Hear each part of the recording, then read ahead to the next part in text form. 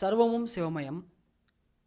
இன்னைக்கு இருக்கிற காலகட்டத்தில் ஆன்மீகம் எதை நோக்கி போயிட்டுருக்கு அப்படின்னு வந்து பார்த்தீங்கன்னா, முழுக்க முழுக்க ஒரு காலத்தில் வந்து பார்த்தீங்கன்னா, ஒரு விதமான பக்தி மார்க்கங்களுக்குள்ளே இருந்துச்சு. அதுக்கப்புறமா வந்து புனித யாத்திரைகள் அப்படிங்கிற ஒரு கண்ணோட்டத்துக்குள்ளே போக ஆரம்பிச்சது.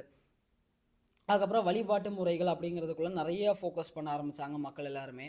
அடுத்து இன்னும் தாண்டி போக போக என்னாச்சு அப்படின்னு வந்து பார்த்தீங்கன்னா, ஒரு விதமான குருமார்களை ஃபாலோ பண்ண ஆரம்பித்தாங்க. அந்த டைமில் வந்து நிறைய பேர்கள் வந்து உருவானாங்க. அதையும் தாண்டி போகும்போது என்னாச்சு அப்படின்னா வந்து, இந்த ஒரு ஆன்மீகம் யூடியூபை நோக்கி நகர ஆரம்பிச்சது. யூடியூப் வீடியோஸை பார்த்து சில பரிகாரங்கள், தாந்திரீக முறைகள் அப்படிங்கிற விஷயங்களுக்குள்ளே போக ஆரம்பிச்சு, எந்திரங்கள், மந்திரங்கள், உச்சாடனைகள், உபாசனைகள் அப்படிங்கிறதுக்குள்ளே மூவ் ஆக ஆரம்பிச்சது. இதையும் தாண்டி இன்னைக்கு இன்னும் உள்ளே போகும்போது பார்த்தீங்கன்னா, சித்தர்கள் வழிபாடு அப்படிங்கிற ஒரு விஷயத்துக்குள்ளே அமாவாசை பௌர்ணமிக்கு வந்து இந்த அன்னதானம் போட்டுட்டு இருந்தாங்க பார்த்தீங்களா, அந்த மாதிரி ஒரு விஷயத்துக்குள்ளே போக ஆரம்பிச்சது. இதையும் தாண்டி அடுத்து உள்ளே போகும்போது சித்தர்களோட பயிற்சிகள் அப்படிங்கிற விஷயத்துக்குள்ளே வந்து இந்த ஆன்மீகம் சுற்றிட்டு இருக்க ஆரம்பித்த காலகட்டம் இப்போ நம்ம இருக்கிறது எல்லாமே.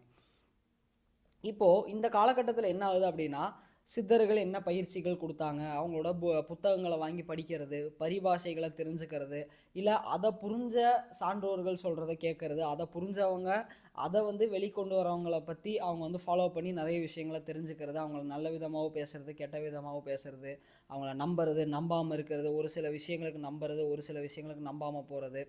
அதே மாதிரி வந்து பார்த்திங்கன்னா, அதுக்கு அடுத்து இருக்கிற ஒருத்தர் வந்து பார்த்திங்க அப்படின்னா வள்ளலார் அப்படிங்கிற ஒருத்தர். ஆன்மீகத்தை பொறுத்த வரைக்கும் ஒரு இன்றியமையாத ஒரு இடம் யாருக்கு அமையும் அப்படின்னு வந்து பார்த்தீங்கன்னா, அந்த ஒரு வரிசையில் வள்ளலாருக்குமே வந்து ஒரு தனி சிறப்பு வாய்ந்த இடம் இன்னைக்கு வரைக்கும் இருந்துட்டு தான் இருக்குது.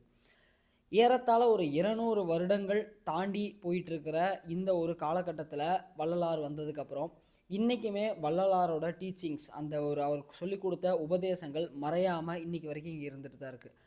ஆனாலுமே வந்து இன்றைக்குமே வந்து வள்ளலார் போன்று யாராலையுமே ஒளி தேகம் அடைய முடியல அப்படிங்கிற ஒரு ஒரு அதிருப்தி இன்னைக்கு வரைக்கும் சன்மார்க்கத்துக்குள்ளே நிலவிட்டே தான் இருக்குது. இந்த ஆன்மீகமே வந்து பார்த்திங்க அப்படின்னா, இந்த உலகம் இப்போ ஆன்மீக பூமியாக மாறிட்டு வருது. இந்தியா தமிழ்நாடு மட்டும் இல்லாமல், இந்தியா மட்டும் இல்லாமல் உலகமே ஆன்மீக பூமியாக மாறிட்டு வர காலகட்டத்தில் இந்த ஆன்மீக பூமியே வந்து சன்மார்க்கத்தை நோக்கி சன்மார்க்க உலகமாக மாறிட்டு இருக்கு அப்படிங்கிறது கொஞ்சம் கொஞ்சமாக இன்னைக்கு வரைக்கும் எல்லாத்துக்குமே அது தெரிய வந்துட்டு தான் இருக்குது.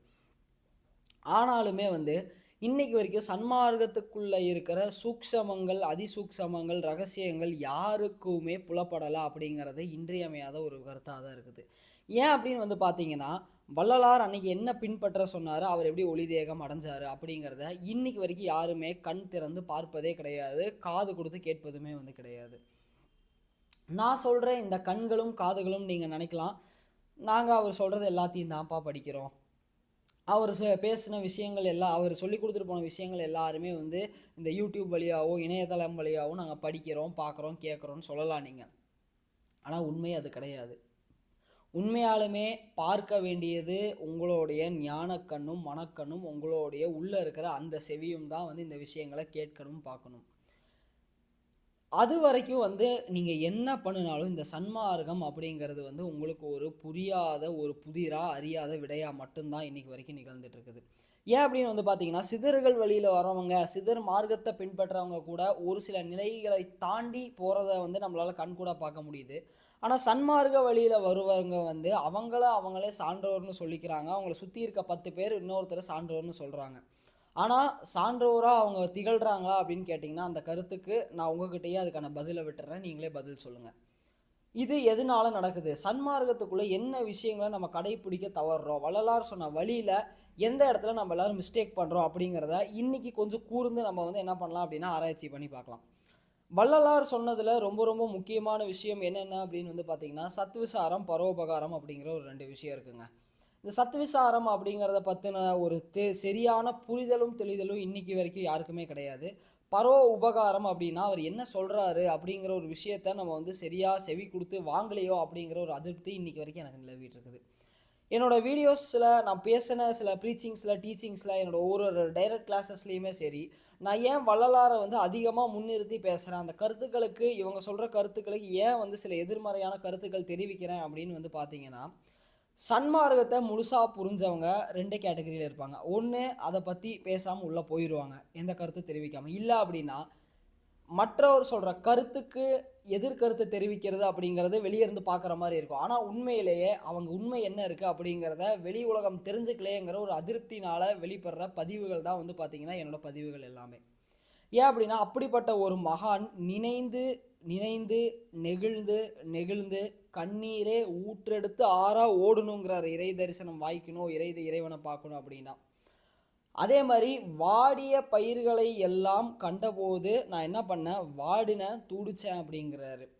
இந்த 2 வேர்சஸ்க்குமே வந்து பார்த்தீங்கன்னா உட்பொருள் அப்படிங்கிறது ஒன்று வெளியே உள்ள ஒன்று இருக்குது, வெளிப்பொருள் அப்படிங்கிறது இருக்குது. இன்றைக்கி இருக்க மக்கள் எல்லாருமே, இன்றைக்கி மட்டும் இல்லை இன்றைக்கி வரைக்குமே இன்றைக்கி வரைக்கும் எல்லாருமே வந்து அதோட வெளிப்பொருளை மட்டும்தான் எடுக்கிறோமே தவிர அதோட உட்பொருளை யாருமே இது வரைக்கும் கவனித்த மாதிரி தெரியல. நானும் கடந்த 2 வருஷமாக பார்த்துட்டே தான் இருக்கேன், யாராவது கவனிப்பீங்களா, சொல்கிறத கேட்பீங்களா அப்படின்னு. ஏதோ ஒரு சிலர் கவனிச்சிருக்கீங்க, அதுக்கு என்னோடய பாராட்டுகள் நான் தெரிவிச்சுக்கிறேன். அதுக்கான சில ரகசியங்களும் வள்ளலாரோட விஷயங்களை டீகோட் பண்ணுறது அப்படிங்கிறது இந்த பக்கம் இருக்கிற மலையை தூக்கி அந்த பக்கம் வைக்கிற மாதிரி. ஸோ அப்படிப்பட்ட ரகசியங்களை தான் அவர் போகிற போக்கில் எல்லாமே சொல்லிட்டு போவார், இதை பண்ணு அதை பண்ணு அதை பண்ணு. ஆனால் அதுக்குள்ளே அவ்வளோ பெரிய ரகசியங்கள் இருக்கும். ஒரு நாளைக்கு வந்து வெற்றிலை பாக்கு தரிக்கிறதுல, அந்த தாம்பூலம் தரிக்கிறதுலையே வந்து அத்தனை விதமான வெரைட்டியை கொடுத்துட்டு போன ஒரு ஆள் வள்ளலார். அவர் அதெல்லாம் எங்கேருந்து எடுத்திருப்பாரு அப்படிங்கிற ஒரு சந்தேகம் உங்களுக்கு வந்துச்சு அப்படின்னா 2 இடத்துலேருந்து எடுத்திருப்பார். இந்த ரகசியத்தை வந்து நீங்கள் இது வரைக்கும் கேள்விப்பட்டிருக்க மாட்டீங்க. ஒன்று, சித்தர்கள்கிட்டேருந்து அந்த ஒரு வழியில் வரனால அவருக்கு சில சூக்ஷம குருமார்களோட வழிகாட்டுதலின் பேரில் அவருக்கு கிடச்சிருக்கும். அதை தான் அவர் மாணிக்க வாசகரோட திருவாசகத்தை போற்றி புகழ்கிறதாகட்டும், இந்த மாதிரி விஷயங்கள் எல்லாமே. 2வது எங்கேருந்து வந்திருக்கும் அப்படின்னு வந்து பார்த்தீங்கன்னா, நேராக அருள் உலகம் அப்படின்னு சொல்லப்படக்கூடிய இறை சக்தி நிரம்பி இருக்கிற அந்த இடத்துலேருந்து தானாக எல்லாத்தையும் கிரகிச்சு அவர் இழுத்து வச்சிருப்பார். ஸோ இந்த 2 இடத்துங்கள்லேருந்து மட்டும்தான் அவர் இத்தனை ரகசியங்களையும் எடுத்து நுணுக்கமாக உள்ளே போய் கொடுத்துருக்காரு. இப்போ நம்ம எல்லோரும் என்ன பண்ணுவோம்னா, வள்ளலாரை வந்து மிக பெருமையாக பேசுவோம், ஆஹா அருமை அற்புதம் அப்படின்னு. ஆனால் கொஞ்சம் யோசிச்சு பாருங்களேன், அவர் அருமை அற்புதம்னு சொல்கிற அளவுக்கு அவர் டீப்பாக உள்ளே போயிருக்காருன்னா ஆன்மீகத்தின் மேலே இருந்த நாட்டம் அவருக்கு எப்படி இருந்திருக்கோ, இறைவன் மீது இருந்த அந்த பக்தி எப்படி இருந்திருக்கும், அந்த சிவமாக இருக்கிற அந்த அருட்பெரும் ஜோதி மீது இருந்த அந்த விடாப்பற்று அவருக்கு எப்படி இருந்திருக்கும் அப்படிங்கிறத கொஞ்சம் யோசிச்சு பாருங்கள். அந்த அளவுக்கான ஒரு தன்மை உள்ள ஒருத்தரால் மட்டும்தான் இந்த மாதிரி விஷயங்களை, அதை மட்டும் இல்லாமல் உலகத்துக்கு இந்த விஷயங்களை கொடுத்துட்டு போகணுன்னு. ஆனால் உண்மையை சொல்ல போகணுன்னா அவர் கொடுத்தது வெறுமனே ஒரு 30% தான் கொடுத்துருக்காரு. அதுக்கே இந்த உலகம் இன்னும் திணறிட்டு இருக்கு, எப்படி அந்த ரகசியங்களை வெளியே கொண்டு வரணும் அப்படிங்கிறது. இதை தாண்டி இன்னும் பல ரகசியங்களை அவர் வந்து புதைச்சி வச்சுட்டு போயிருக்காரு அப்படின்னு சொன்னால் உங்களில் எத்தனை பேருக்கு இது ஆச்சரியமாக இருக்குது. அப்போ அந்த விஷயங்கள் எல்லாமே வெளியே வந்துச்சு அப்படின்னா இது எப்படி இருக்கும்?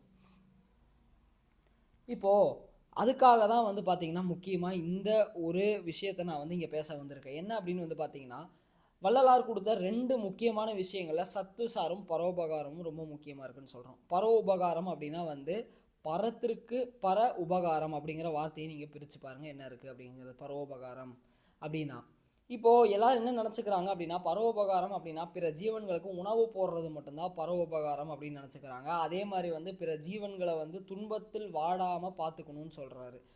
துன்பத்தில் வாடாமல் பார்த்துக்கணுன்னா இவங்க என்ன நினச்சிக்கிறாங்கன்னா, சாப்பாடு மட்டும்தான் மனுஷனுக்கு இருக்கிற ஒரே ஒரு துன்பம்னு நினச்சிக்கிறாங்க. ஆனால் உண்மை அது கிடையாது.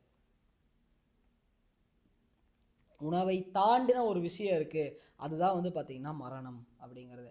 இதை விட ஒரு மிகப்பெரிய கொடுமை இந்த உலகத்தில் எதுவுமே வந்து கிடையாது. 2வது, ஒரு மனுஷனுக்கு ஒரு தெளிந்த ஞானம் இல்லாத நிலை.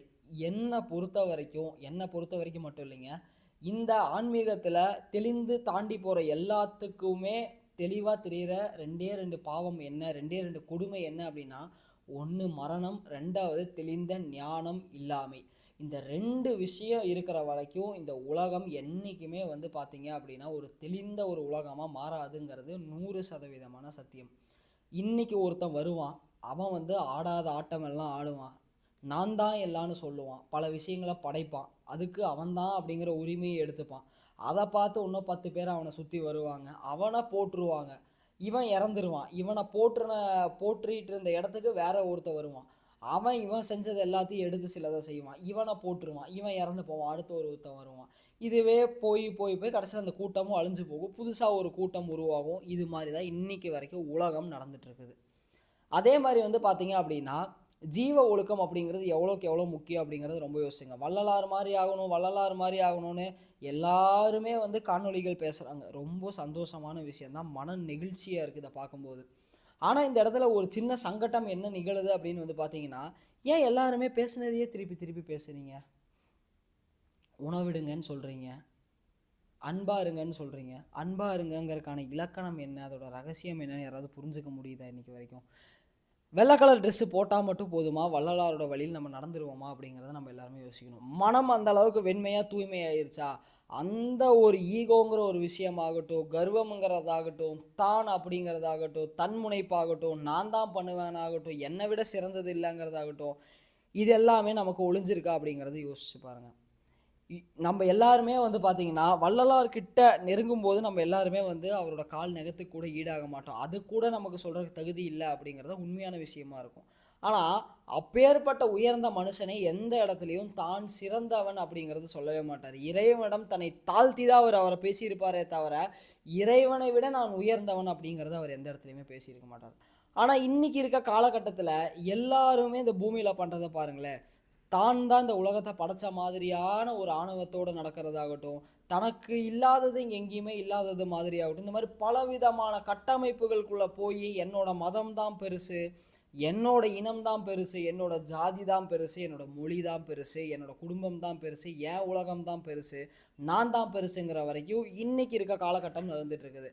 ஆனால் இதை எதையுமே தாண்டாமல், இதிலிருந்து ஒரு படி கூட என் மனசை வந்து நான் வெளியே தூக்கி வைக்காமல், நான் ஆன்மீகத்துக்குள்ளே வரணும், சன்மார்க்கத்தை வந்து தாண்டி கடந்து போகணும் அப்படின்னு நினச்சா இது நடக்குமா அப்படிங்கிறத, இந்த கேள்வியை நான் மறுபடியும் உங்ககிட்டயே விடுறேன். கொஞ்சம் சிந்திச்சு பாருங்கள். நம்மளோட கடைசியில் இருந்து வர சில பதிவுகள், ஒரு ஏறத்தாழ ஒரு 8, 9 பதிவுகள் எல்லாமே வந்து பார்த்திங்கன்னா ரொம்ப ஆழ்ந்த சிந்தனைகளை கொண்டதாக இருக்கும். ஏன் அப்படின்னா, உங்களுக்கு இன்ஃபர்மேஷன் கொடுத்தது எல்லாமே போதும். இன்ஃபர்மேஷனும் வரதான் செய்யும். உங்களுக்கு அதுக்கான ஞானத்தை தூண்டுறதுக்கான அந்த ஒரு அறிவு நுட்பத்துக்கான அந்த ஞானத்தையும் நான் கொடுத்துட்டு தான் இருப்பேன். ஆனால் அந்த அபர ஞானம் வரக்கு முன்னாடி நம்ம என்ன பண்ணோம் அப்படின்னா, இந்த இடத்துல நீங்கள் சில இடத்துல சில விஷயங்களை சிந்திக்கிற மாதிரி இருக்கணும். அந்த சிந்தனை அப்படிங்கிறத தான் வந்து வள்ளலார் எவ்வளோ அழகாக சொல்கிறாரு அப்படின்னா, அதோட உயர்ந்த கட்ட நிலையை தான் விசாரம் அப்படின்னு சொல்கிறாரு. அந்த விசாரத்தை இன்றைக்கி யாராவது பண்ணுறோம் அப்படின்னு கேட்டால் நிச்சயமாக பண்ணுறது கிடையாது. விசாரம் எப்படி பண்ணணும்னு தேடி பார்த்துருப்பீங்க, விசாரம் பண்ணணுமான்னு தேடி பார்த்துருப்பீங்க. திடீர்னு ஒரு 10 நிமிஷம் உட்காந்து என் கை காலெலாம் இப்படி இருக்குது, நான் எங்கேருந்து வந்தேன், என்னை யார் படைச்சா, இதுக்கு பேர் விசாரமே கிடையாது. இதை தான் எல்லோரும் விசாரம் அப்படின்னு நினச்சிட்ருக்கீங்க. இன்னும் ஆழ்ந்து நீங்கள் உள்ளே போகணும். வள்ளலார் ரொம்ப அழகாக சொல்லுவார், உடம்புல மொத்தம் 27 பாகத்தில் மட்டும்தான் உன் உடம்பு ரோமங்களால் வந்து சூழப்பட்டிருக்கும். அந்த 27 பாகத்தில் ஏன் ரோமங்கள் வளர்ந்துருக்கு அப்படிங்கிறது நீ கொஞ்சம் சிந்திச்சுப்பாரு அப்படின்னு சொல்லுவார். இது வரைக்கும் இது யாராவது சிந்திச்சிருக்கீங்களா? பியூர் அண்ட் பியூர் பக்கா பயாலஜிக்கலான ஒரு கண்டென்ட் தான் வள்ளலார் இதை கொடுத்துட்டு போயிருக்காரு. உடம்புல மொத்தம் 27 பகுதி இருக்குங்க. அந்த 27 பகுதியில் மட்டும்தான் முடி வளரும். மற்ற வேறு எந்த இடத்துல நீங்கள் பார்த்தீங்கன்னா முடி வளராது. ரொம்ப யோசிச்சு பாருங்களேன். இந்த கை இருக்குது பார்த்தீங்களா, இந்த கையோட உள்ளங்கையில் முடி இருக்காது, உள்ளங்காலில் ஒரு முடி கூட இருக்காது, அதுக்கான ஒரு சின்ன ஒரு முடி துவாரம் கூட இருக்காது. இது ஏன் இது வரைக்கும் யாராவது யோசிச்சிருக்கீங்களா? நகம் இருக்குது, நகத்தில் முடி இருக்காது. கருவிழிகள் இருக்குது, கருவிழிகளுக்கு வெளியே இந்த இடத்துல இமைகளில் முடி இருக்கும், கருவிழிகளுக்குள்ளே முடி இருக்காது. இது யாராவது என்னைக்காவது யோசிச்சிருக்கீங்களா? எல்லாருமே அளவுக்கு மீறி வாய் பேசுகிறமே, இந்த வாய்க்குள்ளே என்னைக்காவது முடி வளர்கிற மாதிரி யாராவது பார்த்துருக்கீங்களா? இது வரைக்கும் ஒரு முடி வளர்றதுக்கான ஒரு சின்ன ஒரு இது கூட இந்த இடத்துலலாம் இருக்காது. இது ஏன் இது வரைக்கும் இன்றைக்கி வரைக்கும் யாராவது யோசிச்சிருக்கீங்களா? கேட்டால் வந்து சாப்பிட்றவங்க முடி உள்ளே போயிடக்கூடாதுங்க, அதெல்லாம் காரணமே கிடையாது. பக்காவான பயாலஜிக்கலான ஒரு கண்டென்ட் இதெல்லாம் தான் விசாரம். இப்படி சிந்திச்சு பாருங்களேன் எப்படி இருக்குன்னு. இன்னொரு விஷயம் உங்களுக்கு விசாரம் செய்கிறதுக்கு நான் உங்களுக்கு ரொம்ப ஒரு அழகான ஒரு விஷயத்தை கொடுக்குறேன். இவ்வளோ விஷயத்தையும் படைச்சது இறைவனாக இருந்தால் இது எல்லாத்தையுமே அனுபவிக்கிறதும் இறைவனாக இருந்தால், இத்தனை ரூபமாக இருக்கிறது இறைவனாக இருந்தால், அப்போது அந்த இறைத்தன்மை எப்படி இருக்குங்கிறத சிந்திச்சு பாருங்கள்.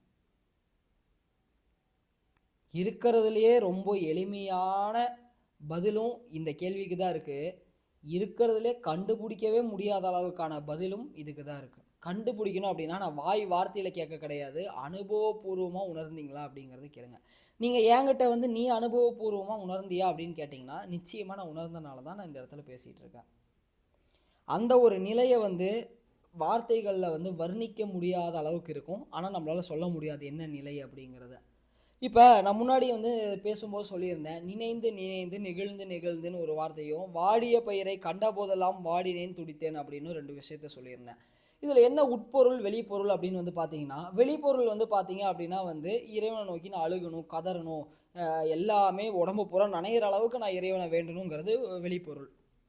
வெளியே இருக்க பயிர்களுக்கு கூட உயிர் இருக்குது, அந்த பயிர்களை கூட நான் பார்த்து வாடுறேன் அப்படிங்கிறது வெளிப்பொருள். இது 2 பாடல் இருக்கும்.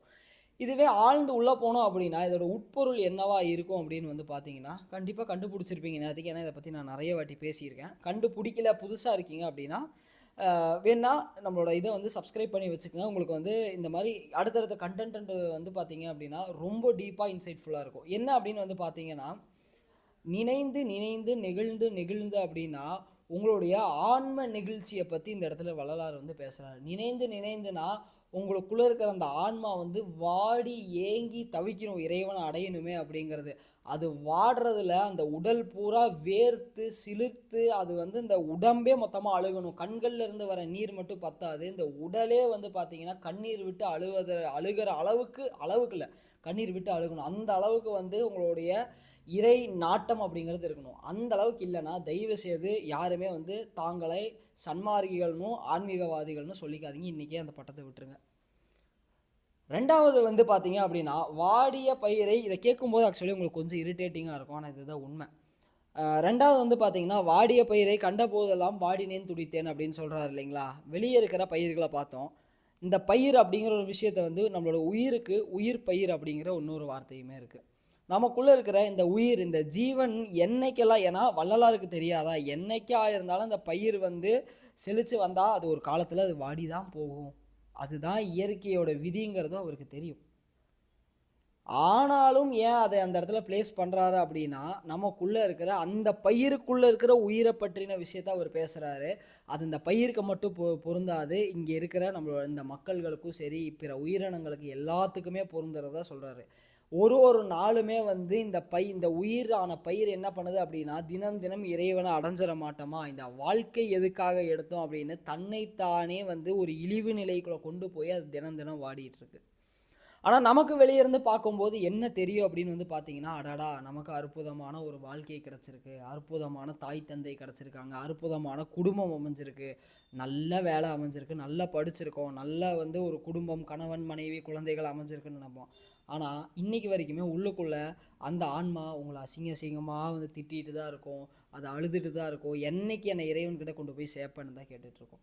ஆனால் நம்ம என்ன பண்ணுவோம், வெளியே வந்து பார்த்தோம் அப்படின்னா நல்ல கலராக பார்த்திங்கன்னா நம்ம கண்ணுக்கு வந்து எதெல்லாம் வந்து அழகாக தெரியுதோ அதை வாங்கறதுக்குன்னு முற்படுவோம். உணவுகள் வந்து எது ரொம்ப அந்த நாவின் சுவைக்கு அடிமை இல்லாத ஒரு மனுஷனே இந்த உலகத்தில் கிடையாதுங்கிறது இந்த இடத்துல நான் பதிவு பண்ணுறேன். இந்த காலகட்டத்தில் அந்த அளவுக்கு வந்து உங்களுடைய ஐம்புலன்களுக்கு முக்கியத்துவம் கொடுக்கறதாகட்டும், அந்த ஐம்புலன்களுக்கு மட்டும் முக்கியத்துவம் கொடுக்கறது இல்லாமல் நம்மளுடைய கரணங்கள்னு சொல்லப்படுற இந்த மனம் புத்தி சித்தம் அகங்காரத்தில் தோன்ற விஷயங்கள், நான் அப்படின்னு சொல்கிற கர்வமாகட்டும் ஆணவமாகட்டும், இல்லை எனக்கு தான் நான் தான் பண்ணுவேன், இந்த மாதிரி விஷயங்களுக்கே நம்ம வந்து முக்கியத்துவம் கொடுக்க என்ன ஆகும்னா, ஒவ்வொரு திரையாக வந்து இந்த இறைவன் தன்னைத்தானே மூடிக்கொண்டு உட்காந்துப்பார்.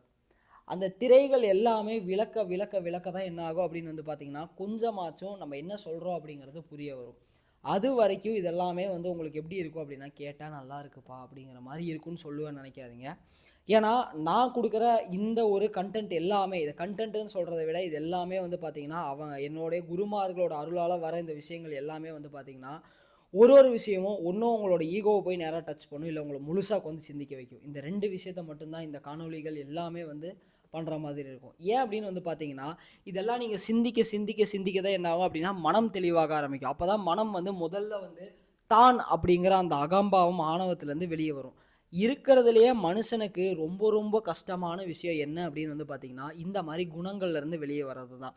தனக்குன்னு ஒரு கட்டுப்பாட்டை ஏற்படுத்தி அந்த கட்டுப்பாட்டுக்குள்ளே ஒரு எப்படி வந்து ஒரு ஆட்டு கூட்டமோ குதிரை கூட்டமோ வந்து அந்த ஒரு பவுண்ட்ரிக்குள்ளேயே சுற்றி மேய்ஞ்சிட்டு வந்துட்டு அது சந்தோஷமாக இருக்கும்னு நினச்சிக்கோமோ, மனிதனோட மனமும் மனிதனும் அப்படி தான் இருக்கான். அவனுக்கு அவனே ஒரு ஒழுக்கம் அப்படிங்கிற பேரில், ஒழுக்கம்னா என்னன்னு தெரியாமல் அவனுக்குன்னு ஒரு பவுண்டரியை செட் பண்ணி வச்சுக்கிறான். அதுக்குள்ளேயே அவன் வந்து எப்படின்னா வந்து இந்த ஆடு மேயறது போல் அப்படியே வந்து டைமுக்கு டைம் வந்து மேய்ஞ்சிட்டு வரான். இதுதான் சந்தோஷம்னு நினச்சி அவன் வாழ்க்கையை வாழ்ந்துக்கிறான். இப்படியே இருக்கும்போது என்ன ஆகுனா, அந்த மூளை அந்த மனம் என்ன ஆகும்னா, இதை தாண்டின விஷயங்களை சிந்திக்கிறதுக்கு அது உள் போகாது. திடீர்னு உங்களுக்கு ரொம்ப சின்னதாக உங்களுக்கு இன்றைக்கி ஒரு டாஸ்க்கு தரேன், கொஞ்சம் சிந்திச்சு பாருங்கள். ஒரு விஷயம் வந்து உங்களுக்கு பிடிச்ச மாதிரியே வந்து இத்தனை வருஷம் நடந்துகிட்ருக்கு சரிங்களா, இத்தனை வருஷமோ மாதமோ வாட் எவர் இட் இஸ் கரெக்டாக போயிட்டு இருக்கோம். உங்கள் மனம் எப்படி இருக்கும், திடீர்னு அதில் ஒரு சின்ன மாறுதல் ஏற்படும் போது உங்கள் மனம் எந்த அளவுக்கு சஞ்சலப்பட்டு திணறி அந்த சுச்சுவேஷனை சமாளிக்க முடியாமல் கதி கலங்கி ஆடி அதுக்கு ஒரு பதிலே கிடைக்காத மாதிரி போகும். இந்த இடத்துல வந்து நீங்களாம் என்ன நினச்சிப்பீங்கன்னா, எனக்கு அந்த இடம் பிடிக்கல, இல்லை எனக்கு அந்த பொருள் பிடிக்கல, எனக்கு அதை செய்ய பிடிக்கல, இல்லை என்னால் அதை செய்ய முடியல. கிடையவே கிடையாது. மனிதன் நினச்சானா அவனால் என்ன வேணாலும் செய்ய முடியும். இதே மனுஷன் தான் என்ன பண்ணுறான்னா, வானத்தில் போய் பூமியவும் ஆராய்ச்சி பண்ணுறான், நிலாவையும் ஆராய்ச்சி பண்ணுறான். இதே மனுஷன் தான் வந்து நம்ம பூமிக்கு கீழே இருக்கிற சாக்கடையில் இறங்கி அந்த கழிவுகளையும் வந்து சுத்தம் பண்ணுறான். ரெண்டுமே மனிதன் தானே. ஏன் 2 பேத்துக்குள்ளேயும் ஒரே மூளை தான் இருக்குது, ஒரே உடல் தான், ஒரே கை கால் தான், ஒரே விதமான மனம் தான், எல்லாமே இருக்கே.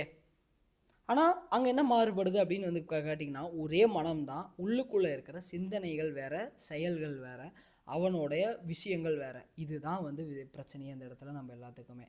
இறைவன் எல்லாத்தையுமே ஒரே மாதிரி படைத்தான், எல்லாத்தையுமே ஒரே மாதிரி பாருன்னு சொல்கிறீங்க. சரி ரைட், எல்லாமே கரெக்டு தான், நான் அதை ஒத்துக்கிறேன். ஆனால் இறைவன் ஒரே மாதிரி படைத்தான் அப்படின்னா நம்மளும் ரோபோட்டு மாதிரி நடனா நடந்துருக்கணும், உட்காருனா உட்காந்துருக்கணும், இதை சாப்பிடுனா சாப்பிட்ருக்கணும். ஏன் நம்ம எல்லாத்துக்குமே தனித்தனியான ஒரு ஆசைகள், தனித்தனியான ஒரு விருப்பங்கள், வெறுப்புகள் இதெல்லாமே ஏன் இருக்குது?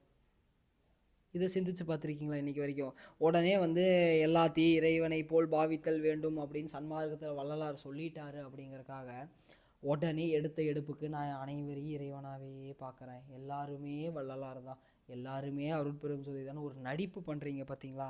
இந்த நடிப்புக்காக தான் வந்து எல்லாருமே அடி வாங்குறதே முதல்ல. அவ்வளோ பெரிய மாணிக்க வாசகரே என்ன சொல்கிறாரு அப்படின்னா, இப்போ கூட நான் உன் மேலே அன்பு செலுத்துகிறேன்னு நினைக்கிறேன், ஆனால் அது நடிப்பாக கூட இருக்கலாம். இந்த நடிப்பு என்னைக்கு கெட்டு போய் உண்மையான இறை பக்தி எனக்கு என்னைக்கு வருமோ அப்படின்னு கேட்குறாரு. அப்போ நம்மலாம் எந்த லிஸ்ட்டில் எங்கே இருப்போம்னு யோசிச்சு பாருங்க. இன்றைக்கி வந்து வெள்ளை கலர் ட்ரெஸ்ஸாக போட்டுட்டு காலையில் 4 மணிக்கு எழுந்திரிச்சு இறைவனை நான் வந்து இது பண்ணுறேன் அது பண்ணுறேன்னு சொல்கிறேன், நம்ம எந்த இடத்துல இருக்கோம்? முதல் விஷயம், விருப்பு வெறுப்பு அப்படிங்கிற விஷயம் நம்மளை விட்டு என்னைக்கு போகுதோ அன்னைக்கு தான் நீங்கள் உங்களை சுற்றி இருக்கிற பிரச்சனைகள்லேருந்து நீங்கள் வெளியே வர ஆரம்பிப்பீங்க. இது ஒரு மிகப்பெரிய ஆன்மீக சூக்ஷமும் ரகசியமும். புத்தர் சொன்னார், ஆசையே துன்பத்திற்கு இந்த காரணம் அந்த காரணம்னு சொல்கிறாரு, மற்றவங்களும் சொல்கிறாங்க. அப்படி கிடையாது இந்த இடத்துல. அவர் அது எந்த கான்டெக்ஸ்டில் சொன்னார் அப்படிங்கிறத நம்ம புரிஞ்சுக்கணும். இதை இன்னும் தெளிவாக நம்ம ஆழமாக எடுத்துகிட்டு போனோம் அப்படின்னா, விருப்பு வெறுப்பு இந்த ரெண்டும் தான் துன்பத்திற்கு முற்றிலுமாக முழு முதற் காரணமாக இருக்குது. இந்த பிரபஞ்சத்தை பொறுத்த வரைக்கும் நீங்கள் ஒரு விஷயத்த பண்ண வந்திருக்கீங்க, ரைட்டு, பிறந்துட்டீங்க. எங்கே பிறந்தீங்க, எதுக்கு பிறந்தீங்க, ஏன் பிறந்தீங்க ஒன்றுமே எனக்கு தெரியாது. இங்கே வந்தது ஒரு விஷயத்துக்காக, ஆனால் நீங்கள்லாம் பண்ணுறது ஒரு விஷயத்துக்காக அப்படின்னு நீங்கள் நினச்சிட்டு இருப்பீங்க. ஆனால் அதுதான் கிடையாது. நீங்கள் எல்லாரும் எதுக்காக இங்கே வந்தீங்களோ அந்த விஷயத்தை தான் நீங்கள் எல்லாருமே இன்றைக்கி வரைக்கும் பண்ணிகிட்டு இருக்கீங்க. ஆனால் அதில் ஒரு சிலருக்கு என்ன, ஒரு சிலருக்குல கிட்டத்தட்ட இந்த இங்கே வந்ததில் முக்கால்வாசி பேர்த்துக்கு அவங்க ஏன் வந்தோன்னே தெரியாமல், எதுக்கு சில விஷயங்களை பண்ணுறோன்னே தெரியாமல் இன்றைக்கி வரைக்கும் இருந்துகிட்ருக்காங்க. இதுதான் இந்த இடத்துல பிரச்சனையே. இப்போது அது எப்போ தெரிய வரும் அப்படின்னா, மனம் என்னைக்கு தெளிவாகுது, என்றைக்கு என்னோடய விருப்பு வெறுப்புகள் அற்று போகுது அப்படிங்கிறது நீங்கள் என்றைக்கு அது நடக்குதோ அன்னைக்கு தான் வந்து உங்களுக்கு நீங்கள் என்ன விஷயங்களோ நீங்கள் எல்லாருமே என்கிட்ட நிறைய பேர் கேட்பீங்க, நான் எதுக்காக இங்கே பிறந்திருக்கேன், ஏன் வந்திருக்கேன். நான் ஒரே ஒரு கேள்வி, அதை ஏன் என்கிட்ட கேட்குறீங்க, உங்கள்கிட்டயே கேட்டுக்கோங்க. இதுதான் நான் கொடுக்குற ஒரே பதிலாக இருக்கும். இந்த பதிலை ஏன் நான் திரும்ப திரும்ப உங்களுக்கு கொடுக்குறேன்னா, அப்போ வந்து யோசிப்பீங்க அப்படிங்கிற ஒரு விஷயத்துக்காக தான். ஏன்னா அப்போ ஆனால் நீங்கள் என்ன பண்ணுறீங்க, இதே கேள்வி கொண்டு போய் அடுத்து வேறு யார்ட்டையாவது கேட்பீங்க, நான் எதுக்காக இங்கே நான் பிறந்திருக்கேன் சொல்லுங்கள், நான் என்ன பண்ண வந்திருக்கேன், என்ன பண்ண வந்திருக்கேன்னு உனக்கே தெரில அப்படின்னா நீ ஏன் மற்றவங்கக்கிட்ட கேட்குற? நம்ம முதல்ல அதுக்கு முயற்சி பண்ணியிருக்கோமா அப்படின்னு பார்க்கணும். இல்லைங்க நான் ரொம்ப யோசித்து பார்த்துங்க கிடைக்கலைங்க, அதுக்கு பேர் முயற்சி இல்லை. எந்தெந்த குணங்களெல்லாம் நான் விட்டுட்டு எதெல்லாம் நான் யோசிக்கணும், சதாசர்வ காலமும் 24 மணி நேரமும் அதே வேலையாக இருந்தீங்களான்னு யோசிச்சு பாருங்கள். இதே மாதிரி நீங்கள் எப்படி கண்டுபிடிச்சிங்க அப்படின்னு என்கிட்ட ஒரு கேள்வி வரும். நான் எப்படி கண்டுபிடிச்சேன் அப்படின்னா, சதாசர்வ காலமும் 24 மணி நேரமும் என்ன தான் நான் வேலை செஞ்சாலும் எனக்குள்ள முக்கியமாக ஓடிட்டு இருந்த ஒரு விஷயம் இது மட்டும்தான். அதனால மட்டும்தான் என்னால் இந்த நிலைகளை கடந்து இன்றைக்கி இன்னும் பயணம் பண்ணிகிட்டு இருக்க முடியுது. இல்லை அப்படின்னா நானும் இதே மாதிரி ஒரு ஓரத்தில் உட்காந்து எதனா ஒரு வீடியோவை பார்த்துட்டு என்ன நடக்க போகுது, இல்லை ஏதாவது ஒரு புக்கை படிச்சுட்டு இது நடந்துருமா அது நடந்துருமா, இன்று வருமோ நாளை வருமோன்னு வள்ளலார் வந்து இறைவனுக்காக பாடினார். ஆனால் நம்ம எல்லோரும் இன்றைக்கி என்ன பண்ணுறோம் அப்படின்னா, இறை பக்தி எனக்கு இன்று வருமோ நாளை வருமோ அப்படின்னு உட்காந்து பாடிட்டு இருக்கோம். இன்றைக்கி இருக்க காலகட்டத்தில் சன்மார்க்க உலகம் இப்படி தான் இருக்குது. ஆனால் இந்த உலகமே சன்மார்க்கமயம் ஆக்கப்பட வேண்டும் அப்படிங்கிறது தான் மாற்றப்படாத ஒரு விதி அப்படிங்கிறது தெரிஞ்சுங்க. இந்த சன்மார்க்கம் அப்படிங்கிற வார்த்தை வள்ளலார் மட்டும் தோற்றுவிச்சது கிடையாது. இதுக்கு முன்னாடி அகத்தியர் சொல்லியிருக்காரு. இந்த மாதிரி சித்தர்கள் ஏனையருமே வந்து இந்த சன்மார்க்கம் அப்படிங்கிற விஷயத்தை பற்றி பேசியிருக்காங்க. ஏன் அப்படின்னா இந்த சன்மார்க்கம் அப்படிங்கிறது ஆன்மீகத்தோட ஒரு பொற்காலம் அப்படின்னே நம்ம வந்து சொல்ல முடியும். ஏன் அப்படி சொல்கிறீங்க அப்படின்னா இதுக்குள்ளே இருக்கிற வழிகளும் முறைகளும் மிகவும் எளிமையானது, மிகவும் ஆனால் அதிசூட்சமமான வழிகள் எல்லாமே. இதுக்கு ஒரு பெஸ்ட் எக்ஸாம்பிள் தான் வந்து பார்த்தீங்கன்னா வள்ளலார் ஒளி தேகம் அடைஞ்சிட்டு போனது. இன்னைக்கு வரைக்கும் ஒருத்தனாலையாவது கண்டுபிடிக்க முடிஞ்சிருக்கா வள்ளலார் எப்படி அந்த தேகத்தை அடைஞ்சாருன்னு? கேட்டால் அவர் வந்து அன்பாக இருந்தார். இதை உடனே வந்து என்ன பண்ணுறாங்க அப்படின்னா என்னென்னமோ ரிசர்ச் எடுத்துகிட்டு வராங்க. சரி 24 மணி நேரம் சரி அன்பாக இருந்தால் ஒளி தேகம் அடைஞ்சிடலான்னு சொல்கிறீங்க. எவன் ஒருத்த நாள் 24 மணி நேரமும் அன்பாக இருக்க முடியும்னு யோசிக்கிறீங்க இந்த கெமிக்கல் ஃபேக்ட்ரி வச்சுக்கிட்டு? இதை யாராவது இது வரைக்கும் யோசிச்சிருக்கீங்களா? முடியுமா? முடியாதுல்ல. அப்போ வள்ளலார் என்ன பண்ணியிருப்பார்? இந்த கேள்விக்கான பதில் வேணுமா உங்களுக்கு அப்படிங்கிறத நீங்கள் சொல்லுங்கள். சர்வமும் சிவமும்.